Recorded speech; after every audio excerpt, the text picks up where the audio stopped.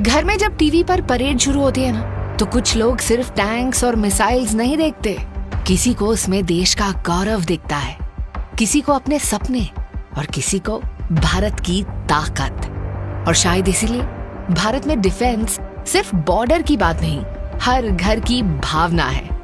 एक वक्त था जब खबरों में अक्सर सुनने को मिलता था सामान की कमी, खरीद में देरी, सीमा तक पहुंचना मुश्किल।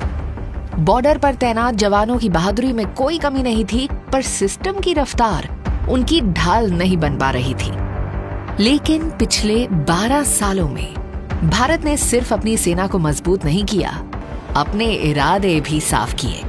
आतंकवाद के खिलाफ अब जीरो टॉलरेंस ही भारत का न्यू नॉर्मल है। 2016 की सर्जिकल स्ट्राइक, 2019 का बालाकोट एयर स्ट्राइक और 2025 का ऑपरेशन सिंदूर प्रमाण है कि आतंकवादियों को घर में घुसकर मारना ही नए भारत की स्पष्टता है। जहां पहले दुर्गम रास्तों पर पहुंचना मुश्किल था, आज बीआरओ ने फॉरवर्ड एरिया में लगभग 6,800 किलोमीटर से ज्यादा सड़कें बनाकर देश के आखिरी छोर को मुख्य धारा से जोड़ दिया है। पिछले 12 सालों में डिफेंस बजट 2.5 लाख करोड़ रुपए से बढ़कर लगभग 8 लाख करोड़ रुपए तक पहुंच चुका है।